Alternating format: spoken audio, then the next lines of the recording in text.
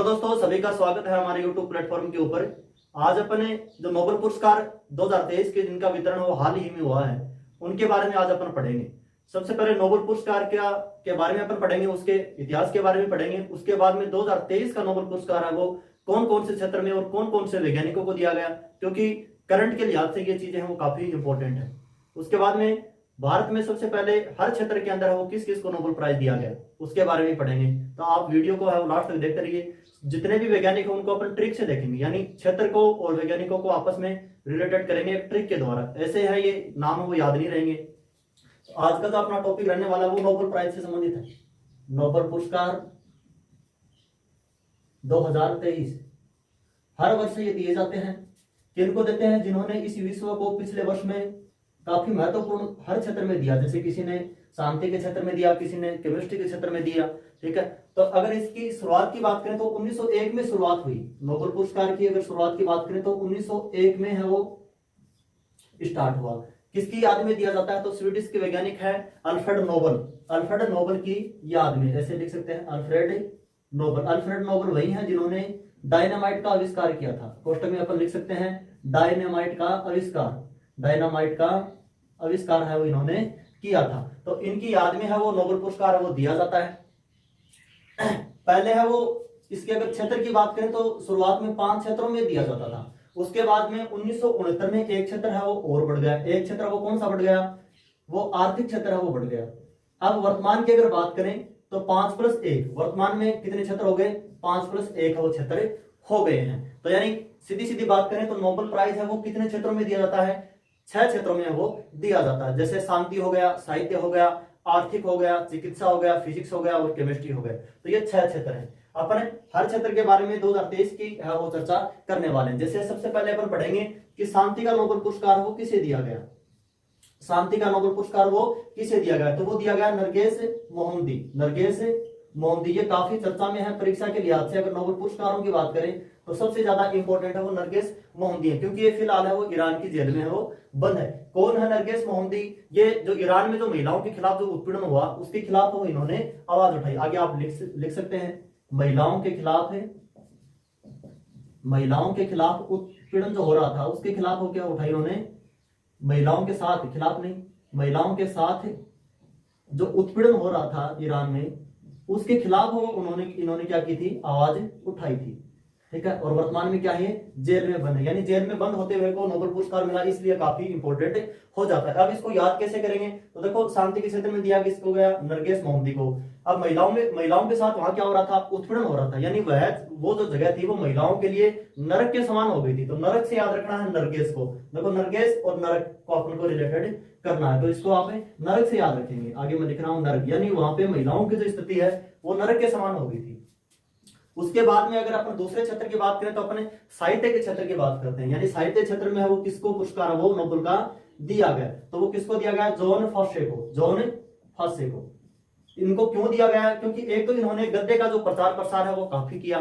ठीक है, उसके बाद में जो भी नवोन्मेष जो नाटक थे, नवोन्मेष का मतलब होता है नव यानी नया, तो इन्होंने इस साहित्य के क्षेत्र में है वो काफी इस वर्ड को वो इस पिछले वर्ष में दिया इन्होंने गद्य के लिए, तो इनको नोबेल पुरस्कार है वो दिया गया। तो यहाँ पे 2 अपन लिख सकते हैं किन के लिए दिया गया? एक तो नवोन्मेषी नाटक के लिए प्लस गद्य प्रचार के लिए, प्लस गद्य प्रचार के लिए। अब आपके दिमाग में बात आएगी कि अब इसको याद कैसे रखें? यानी साहित्य के क्षेत्र में जॉन फॉस्से को नोबेल पुरस्कार दिया गया, इसको अपन याद कैसे करेंगे? तो देखो किसी भी कोई भी विषय, जैसे हिंदी है तो उसका एक तो साहित्य होता है, एक उसकी ग्रामर होती है। तो ग्रामर है वो थोड़ी सी याद करने में है वो सरल होती है, जबकि जो साहित्य का जो पार्ट होता है वो थोड़ा सा कठिन होता है। कठिन होता है यानी उसमें अपन क्या हो जाते हैं? थोड़े से फंस से जाते हैं। तो साहित्य से अपन को याद रखना है फंसे। फंसे का मतलब फंस से जाते हैं। तो मैं यहाँ पे लिख रहा हूं कि साहित्य में हम क्या कर जाते हैं? थोड़े से फंस जाते हैं, और फंस का मतलब फंसे। याद रह जाएगा, उम्मीद करता हूं कि आपको ये सब याद रहेंगे।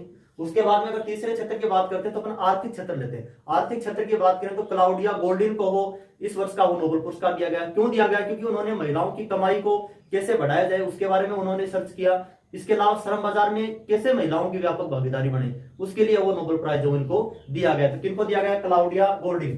क्लाउडिया गोल्डिन को दिया गया आर्थिक क्षेत्र में। आर्थिक क्षेत्र में क्लाउडिया गोल्डिन को दिया गया।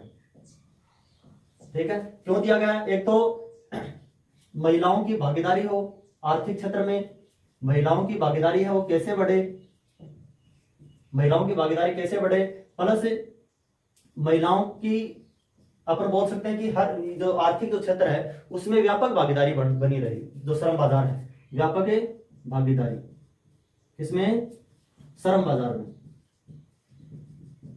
तो इसलिए वो इनको नोबेल पुरस्कार दिया गया। तो आर्थिक क्षेत्र में नोबेल पुरस्कार वो क्लाउडिया गोल्डिन को दिया गया। अब कैसे याद रखेंगे, देखो आर्थिक का मतलब क्या होता है, इकोनॉमी से जुड़ा हुआ होता है, यानी कि अपन पढ़ते हैं कि किसी भी देश की जो आर्थिक स्थिति है वो वहां पे सोने का उत्पादन है वो कितना हो रहा है, तेल का उत्पादन है वो कितना हो रहा है, उसके ऊपर वो डिपेंड होता है। यानी पर याद करेंगे कि किसी भी देश की जो आर्थिक स्थिति है वो वहां की जो गोल्ड का जो उत्पादन हो रहा है उसके ऊपर वो कहीं ना कहीं निर्भर रहती है, सोने से। तो अपन गोल्ड को पकड़ना है, गोल्ड का संबंध वो किससे होता है, आर्थिक क्षेत्र से होता है। तो ये तीन है वो आपको याद हो जाएंगे। सबसे पहले हमने शांति का क्षेत्र देखा, उसके बाद में साहित्य का क्षेत्र देखा, उसके बाद में आर्थिक क्षेत्र देखा, उसके बाद में अपन देखते हैं चिकित्सा का क्षेत्र। चिकित्सा क्षेत्र के अंदर अगर नोबेल पुरस्कार की बात करें तो वो कैटालिन कारिका को दिया गया, इसके अलावा ड्यू विसमैन को दिया गया। तो एक तो कैटालिन कारिका है चिकित्सा का क्षेत्र,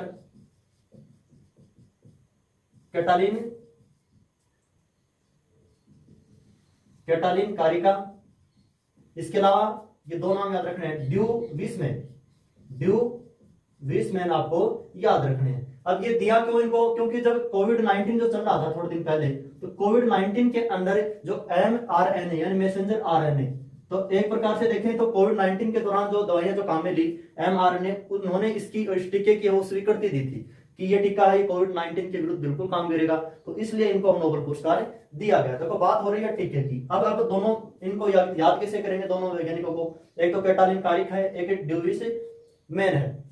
तो सबसे पहले देखेंगे, देखो ये टीके के बारे में इन्होंने रिसर्च किया। तो टीके कोई भी अगर अपन देखते हैं, जैसे कोई भी टीके का अगर आविष्कार होता है तो सबसे पहले जानवर के ऊपर अप्लाई होता है, क्योंकि मनुष्य के ऊपर है वो काफी रिस्क होता है कोई भी नई चीज का अगर उसके ऊपर अपन प्रयोग करें। तो सबसे पहले इस टीके का प्रयोग किसके ऊपर किया गया, केट के ऊपर किया गया। केट का मतलब है बिल्ली। तो ये जो टीका है इसका संबंध कैसे याद रखेंगे कि इसका प्रयोग है वो सबसे पहले केट के ऊपर करके देखा। उसके बाद में देखो ड्यू विसमैन, मैन का मतलब है हम हो गए, ठीक है। तो कैट और मैन दो नाम आपको याद रखने हैं। तो कैटालिन कारिक, केट को आप याद रखेंगे बिल्ली से, और फिर मैन से आप याद रखेंगे ड्यूविसमैन। अगर आपको मैन एक पकड़ में आ गया तो ये ड्यूविस यहाँ पे कोई भी नाम हो वो आपको क्लियर वहां पे परीक्षा में जरूर, मतलब अगर आपको ये ट्रिक याद है कि मैन से अपन को ड्यूविसमैन और चिकित्सा, इस प्रकार से अगर याद रखोगे तो परीक्षा में जरूर वो याद रहने वाला। उसके बाद में अगर अपन फिजिक्स की बात करें तो पियरे एगोस्टिनी, पांचवा जो क्षेत्र है वो फिजिक्स का है, और छठा जो क्षेत्र है वो केमिस्ट्री का, फिजिक्स और केमिस्ट्री। तो फिजिक्स में किन किन को दिया गया, एक तो पियरे एगोस्टिनी को दिया गया, ठीक है। अब जितने भी फिजिक्स केमिस्ट्री के जो अनुसंधान होते हैं उसमें अकेला एक वैज्ञानिक है वो उसके बारे में रिसर्च करे, ये थोड़ा सा मुश्किल काम होता है, इसलिए दो तीन वैज्ञानिकों की जोड़ी होती है। इसके अलावा फेरेंक क्राउन,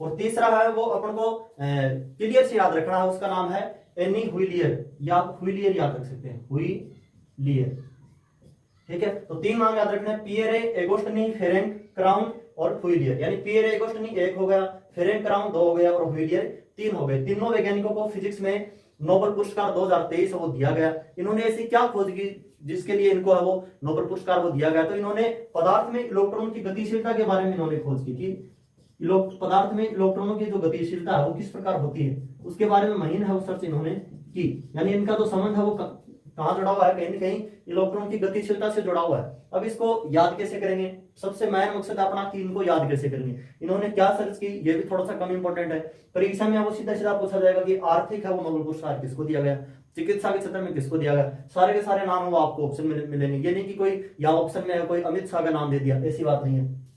तो देखो जैसे इसको याद करने का एक ही तरीका, जैसे यहाँ पे कोई अपन किरण है उसको वो कर रहे हैं, जैसे ये कोई अक्सरे होगी, ठीक है, और ये इलेक्ट्रॉन है वो यहाँ पे कोई भी किसी भी नाभिक की ओर चारों क्या कर रहा है, चक्कर लगा रहा है, ठीक है। हमें क्या करना है, इसकी इलेक्ट्रॉन की गतिशीलता पे हमें फोकस करना है, यानी इसके बारे में रिसर्च करना है। तो यहाँ से देखो रे गई, ठीक है, तो पहले है ये क्या गई, रे गई, रे का मतलब किरण हो गया, ठीक है। आगे पहले इलेक्ट्रॉन है उसकी गतिशीलता कोई निश्चित नहीं थी, उसके बारे में हमें निश्चित अनुमान नहीं थे।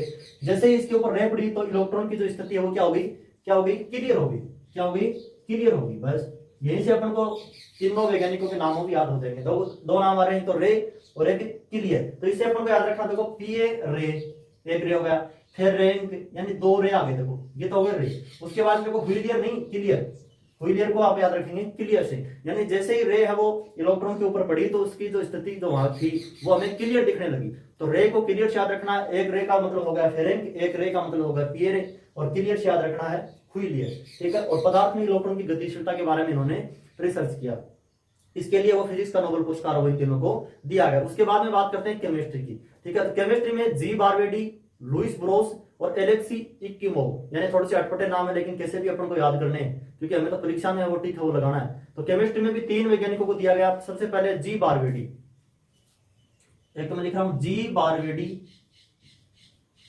जी बारवेडी।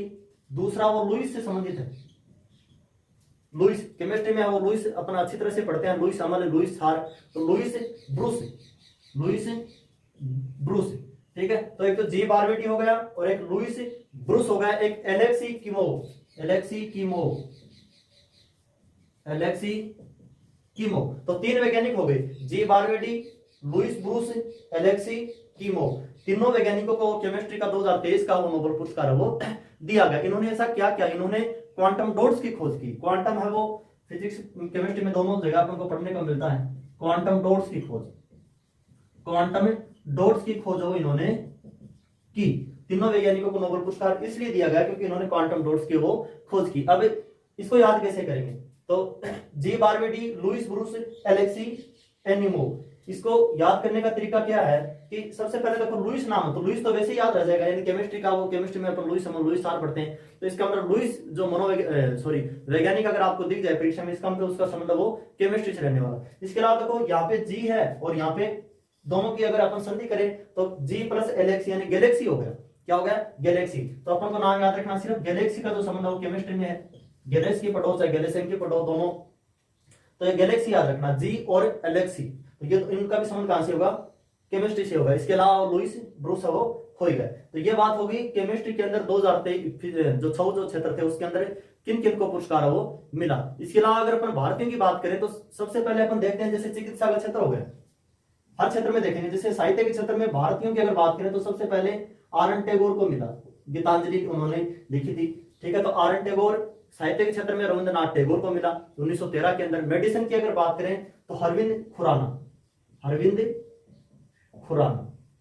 शांति के क्षेत्र की अगर बात करें तो मदर टेरेसा, मदर टेरेसा। अगर आर्थिक क्षेत्र की बात करें तो अमर्त्य सेन, अमर्त्य सेन। अगर फिजिक्स के क्षेत्र की बात करें तो सीवी रमन। फिजिक्स में सबसे पहले नोबेल पुरस्कार वो किसी भारतीय को सीवी रमन को मिला, रमन प्रभाव के कारण। चिकित्सा में अरविंद खुराना डीएनए से संबंधित, और आर्थिक में अमर्त्य सेन, साहित्य में आर.एन. टैगोर को मिला। इसके अलावा सबसे कम उम्र में अगर अपन बात करें तो मलाला यूसुफजई, जिनको मात्र 17 साल की उम्र में है वो थोड़े दिन पहले वो नोबेल पुरस्कार मिला।